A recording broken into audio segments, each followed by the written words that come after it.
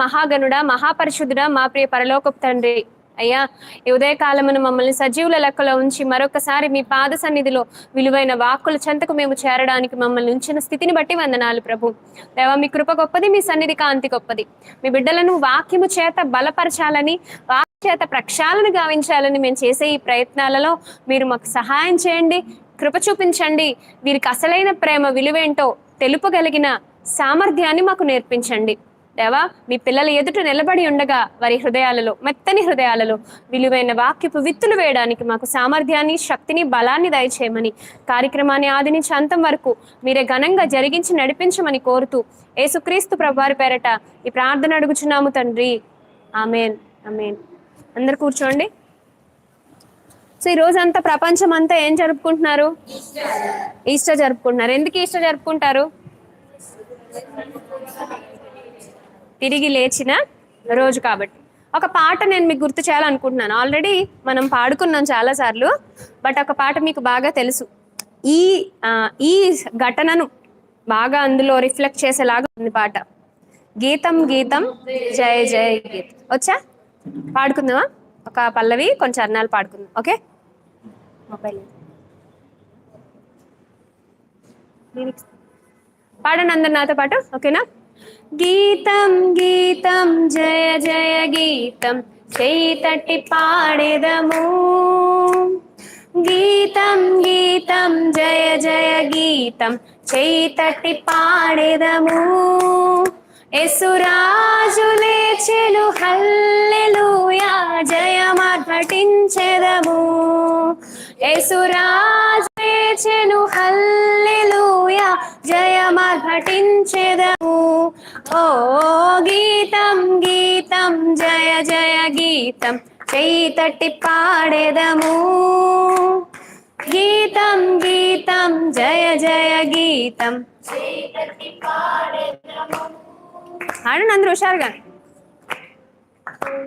పాడండి రా. చూడు సమాధిని మూసిన రాయి, దొరలు చుపరులిడెను. చూడు సమాధిని మూసిన రాయి, దొరలు చుపరులిడెను. అందుకేసిన ముద్ర కావలి నిలిచెన దైవసుతుని ముందు. అందువేసిన ముద్ర కావలి నిలిచెన దైవసుతుని ముందు. ఆ గీతం గీతం జయ జయ గీతం, చేయి తట్టి పాడెదము. గీతం గీతం జయ జయ గీతం, చేయి తట్టి పాడెదము. యేసురాజు లేచెను హల్లెలూయా, యేసురాజు లేచెను హల్లెలూయా. వలదు వలదు ఏడువ వలదు వెల్లుడి గలిలియకు. వలదు వలదు ఏడువ వలదు వెల్లుడి గలిలియకు. తాను చెప్పిన విధముగా తిరిగి లేచెను ప్రకటించుడి.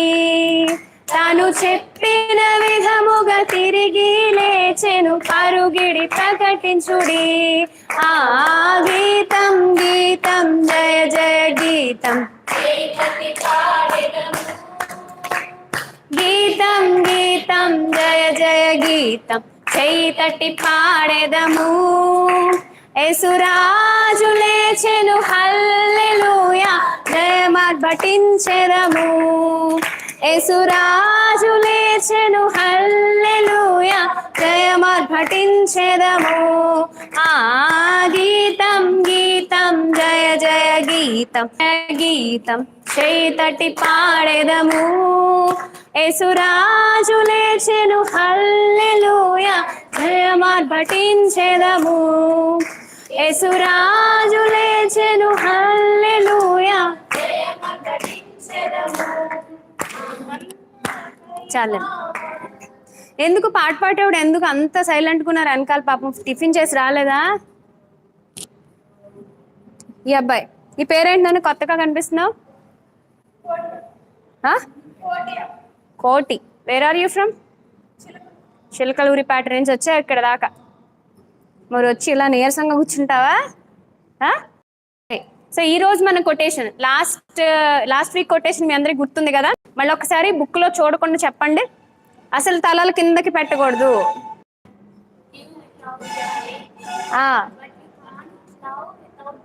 Yes, very good. ఎవరన్నారన్నమాట? Very good. ఆమె గురించి ఇంకా మీరు సెర్చ్ చేయండి ఇంటికి వెళ్ళిన తర్వాత. ఒక పేజ్ అంతా మీరు సెర్చ్ చేసిన విషయాలు ఏదర్ ఇంగ్లీష్లో కానీ ఆర్ తెలుగులో కానీ రాసుకుని నెక్స్ట్ వీక్ మీరు తీసుకురావాలి. ఓకే, ఈ వారం కొటేషన్ చూడండి. Giving is always true, having. ఎవరు చెప్పారు ఈ మాట? Charles Spurgeon. అంటే ఆయన గురించి వచ్చిన ఒక చిన్న టైటిల్ చెప్పాను. ఆయన ఏమంటారని చెప్పాను?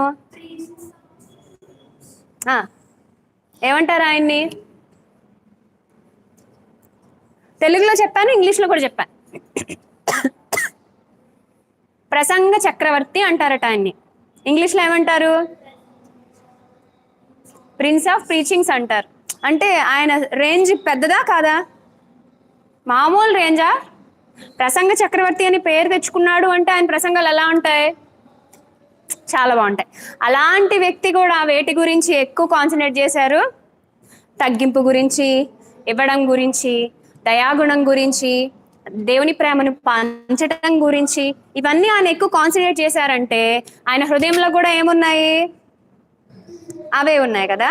సో అందుకే ఈ మాట మాట్లాడారు. ఒకసారి మళ్ళీ చదవన్నానా? Is it right or not? Is it right? ఒప్పుకుంటారా అందరూ? మీ దగ్గర 100 రూపాయలు ఉన్నాయి, 100 రూపాయలు నలుగురికి ఇచ్చేశారు. ఇప్పుడు చెప్పాలన్నమాట. 100 రూపాయలు జేబులో ఉన్నప్పుడు చెప్పేది కానీ ఇచ్చేసిన తర్వాత చెప్పాలి. ఏమని? అప్పుడు మీరు అంటారు కదా, ఐ హ్యావ్ నథింగ్, ఇచ్చేసాను కదా, ఏం లేదు నా దగ్గర, ఇదేంటి మరి ఏదో ఉందని చెప్తున్నారా ఈ కొటేషన్లో? దాని యొక్క అర్థం ఈరోజు మన విలువైన పాఠం. సరేనా? సో మన మధ్యకి రండమ్మా. రమణక్క వచ్చారు ఫ్రమ్ ఖమ్మం. సో అక్క కూడా మీతో విషయాలు, తను కొన్ని క్వశ్చన్స్ తయారు చేశారు. మీకు ముఖ్యంగా యవ్వనస్తుల మధ్య ఏ విధమైన ఆలోచనలు ఉంటాయో, ఏ విధంగా మీరు దేవుళ్ళు ఎదగాలో, సో అక్క కొన్ని విషయాలు మీకు నేర్పిస్తారు. సరేనా? ఆ తర్వాత నేను క్లాస్ తీసుకుంటాను. సో జస్ట్ చిన్న క్వశ్చన్ సెషన్ అనమాట. మీరు జాగ్రత్తగా వినండి. అంటే ఏకమొత్తాన మీ నెత్తి మీద ప్రసంగాలు రుద్దేయట్లేదు, కానీ మేము జస్ట్ ఎప్పుడు నేను చెప్పే మాటే మీతో ఇంటరాక్ట్ అవ్వడానికే ప్రయత్నిస్తాను నేను, అలాగే వీళ్ళు కూడా. సరేనా? ఓకే.